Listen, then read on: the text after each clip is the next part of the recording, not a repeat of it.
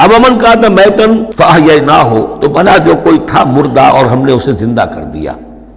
اس سے مراد ہے حیات معنوی اور موت معنوی۔ ایک شخص جو اللہ سے واقف نہیں ہے، صرف دنیا کا بندہ بنا ہوا ہے، تو وہ در حقیقت ایک انسانیت اس کی مردہ ہے۔ وہ حیوان کی حیثیت سے جو زندہ ہے، بحیثیت انسان وہ مردہ ہے۔ پھر اللہ نے اسے ہدایت دی، اس کو ایمان کی اب وہ زندہ ہوا۔ اب امن کان میتن فاحییناہ وجعلنا لہ نورا، اور پھر ہم اس کو نور بنا دے دیتے ہیں۔ اب وہ اللہ کی کتاب اس کے سامنے ہے، یمشی بہ فی الناس، اب اس کو لے کر وہ چل رہا ہے لوگوں کے مابین۔ کمن مثلہ فی الظلمات، کیا وہ شخص ان کی طرح ہو جائے گا کہ جو اندھیروں میں بھٹک رہا ہو، لیس بخارج منہا، اور اس سے وہ نکلنے والا ہے ہی نہیں۔ کذالک زین للکافرین ما کانوا یعملون، اس طرح مزین کر دیا گیا، کھبا دیا گیا ان کافروں کے لیے جو کچھ کہ یہ کر رہے ہیں، یعنی اس میں ہی مگن ہے وہ۔ لیکن ایک وہ شخص تھا جس کو پہلے ہوش نہیں تھا، توجہ نہیں تھی۔ حضرت عمر ہے رضی اللہ تعالیٰ عنہ، 6 سال لگ گئے۔ حضرت حمزہ ہے 6 سال لگ گئے، 6 سال میں ایمان لا رہے ہیں۔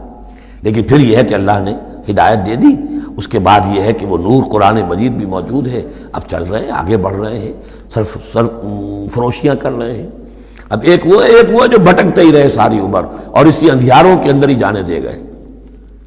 وَكَذَلِكَ جَعَلْنَا فِي كُلِّ قَرْيَةٍ أَكَابِرَ مُجْرِمِيهَا، اسی طرح ہم نے ہر بستی میں بڑے بڑے مجرم کھڑے کیے، لِيَمْكُرُوا فِيهَا، تاکہ وہ اس میں خوب چالیں چلیں۔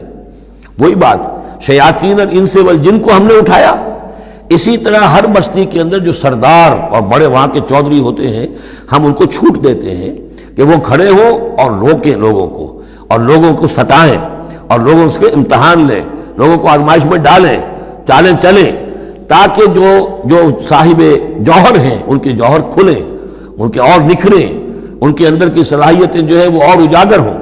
اکابر مجرمیہا لیمکروا فیہا، تاکہ خوب چالیں چلیں۔ وما یمکرون الا بانفسہم، حالانکہ وہ نہیں مکر کر رہے مگر اپنی جانوں پر، سارا وبال تو اپنے اوپر لے لیں گے بالآخر۔ بظاہر جو کچھ کر رہے ہیں وہ، لیکن یہ کہ اس کا جب نتیجہ ان کے سامنے آئے گا، جو سمیہ اور یاسر کے ساتھ کیا ہے ابو جہل نے رضی اللہ تعالیٰ عنہما، جب وہ حقیقت سامنے آئے گی تب آنکھ کھلے گی۔ جب آنکھ کھلی گل کی تو موسم تھا خزاں کا۔ الا بانفسہم وما یشعرون، لیکن انہیں اس کا شعور نہیں ہے۔ وَإِذَا جَاءَتْهُمْ آیَةٌ قَالُوا لَن نُؤْمِنَ حَتَّىٰ نُؤْتَىٰ مِثْلَ مَا أُوتِیَ رُسُلُ اللَّهِ، اور جب ان کے پاس کوئی نشانی آتی ہے، نشانی سے مراد قرآن کی آیت، قرآن کی دلیل، تشبیہ، تصریف آیات نئے انداز میں، فرمایا جب بھی ان کے پاس آیت آتی قالوا لن نؤمن، وہ کہتے ہیں ہم ہرگز ایمان نہیں لائیں گے، حتیٰ نؤتیٰ مثل ما اوتی رسول اللہ، جب تک کہ ہمیں بھی وہی چیز نہ دی جائے جو اللہ کے دوسرے رسولوں کو دی گئی تھی، ویسے ہی حصی معجزے۔ اللہ عالم حیث یجعل رسالتہ، اللہ تعالیٰ زیادہ واقف ہے اس سے کہ وہ اپنی رسالت کے لیے کیا جگہ، کیا محل، کیا مقام معین کرے۔ اللہ تعالیٰ نے اس وقت ان کے لیے یہی رکھا، وہ بھی اللہ کی حکمت کے تحت تھا۔ اور اب جب کہ نوع انسانی شعور کے اعتبار سے بلوغ کی عمر کو پہنچ چکی ہے، بچہ چھوٹا ہوتا ہے کھیلنے کے لیے کھلونے دیے جاتے ہیں، لیکن ذرا بڑا ہو جائے تو اسے کھلونے نہیں دیے جاتے، اب اسے حکمت سکھائی جاتی ہے، عقل سکھائی جاتی ہے، شعور سکھایا جاتا ہے، تمیز سکھائی جاتی ہے۔ تو وہ نوع انسانی کا دور طفولیت تھا، اس میں ابھی ان کا فہم، ان کی عقل، ان کے شعور ابھی ان کی جو ہے بلوغت کو نہیں پہنچی تھی یہ شعور کی چیزیں، لہذا ان کے لیے وہ کھلونے بھی تھے، حصی معجزات بھی تھے۔ اب انسان بحیثیت مجموعی نوع انسانی جو ہے عقلی بلوغ کو اور شعور کے بلوغ کو پہنچ چکی ہے، لہذا اب وہ چیزیں نہیں دکھائی جائیں گی۔ اللہ عالم حیث یجعل رسالتہ سیصیب الذین اجرموا صغار عند اللہ، ان قریب پہنچے گی ان مجرموں کو، ان گناہگاروں کو بہت ہی ذلت اللہ کے ہاں، وعذاب شدید بما کانوا یمکرون، اور سخت سزا اور عذاب ان کی انتاری چال بازیوں کے طفیل کے جو وہ کر رہے ہیں۔ فمن یرید اللہ ان یہدیہ یشرح صدرہ للاسلام، تو اللہ تعالیٰ جس کے لیے بھی چاہتا ہے کہ اس کو ہدایت کے دروازے اس کے لیے کھول دے، اس کے سینے کو اسلام کے لیے کھول دیتا ہے۔ یہ ایک بڑی معنوی حقیقت ہے، اس پہ غور کیجئے گا۔ شرح صدر، الم نشرح لک صدرک، یہ جو حضور کے لیے خاص طور پر شرح صدر جو ہے اللہ تعالیٰ نے ایک بہت بڑے احسان کے طور پر بیان فرمایا، الم نشرح لک صدرک، اس شرح صدر کی ہر مسلمان کو دعا کرنی چاہیے۔ اللہم ربنا نور قلوبنا بالایمان واشرح صدورنا للاسلام، اے اللہ ہمارے دلوں کو تو نور ایمان سے منور فرما دے اور ہمارے سینوں کو اسلام کے لیے کھول دے۔ اس کے معنی کیا ہے؟ اللہ ہمارے اندر وہ بات میں بصیرت پیدا کر دے کہ اسلام کی ہر چیز ہمیں ٹھیک نظر آئے، ہاں یہی تو ٹھیک ہے، یہی تو ہونا چاہیے، منطقی ہے، معقول ہے، کہیں چیز اپرائے گی نہیں۔ انسان کی فطرت جو ہے اتنی مطابقت محسوس کرے گا انسان کہ دیکھنا تقریر کی لذت کہ جو اس نے کہا میں نے یہ جانا کہ گویا یہی میرے دل میں تھا، اس لیے کہ اس کا اپنا سینہ جو ہے اللہ تعالیٰ نے اسلام کے لیے کھول دیا ہے۔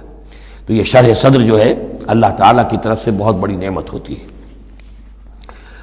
فَمَن يُرِدِ اللَّهُ أَن يَهْدِيَهُ، اللہ جس کو ہدایت دینا چاہتا ہے يَشْرَحْ صَدْرَهُ لِلْإِسْلَامِ، اس کے سینے کو اسلام کے لیے کھول دیتا ہے۔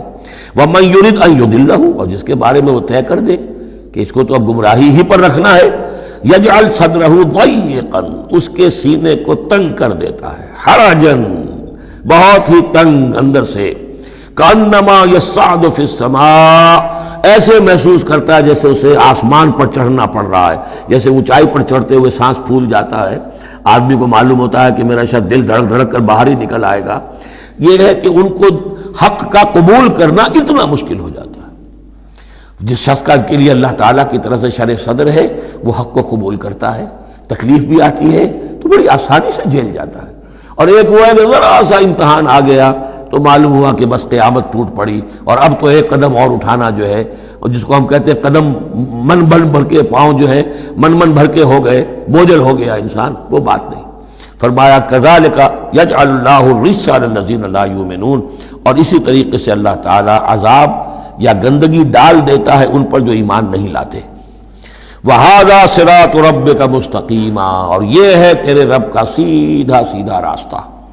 قد فصلنا الآیات لقوم یذکرون، ہم نے اپنی آیات خوب تفصیل سے بیان کر دی ہیں ان لوگوں کے لیے جو تذکر اخذ کرنا چاہیں، نصیحت حاصل کرنا چاہیں، ہدایت حاصل کرنا چاہیں۔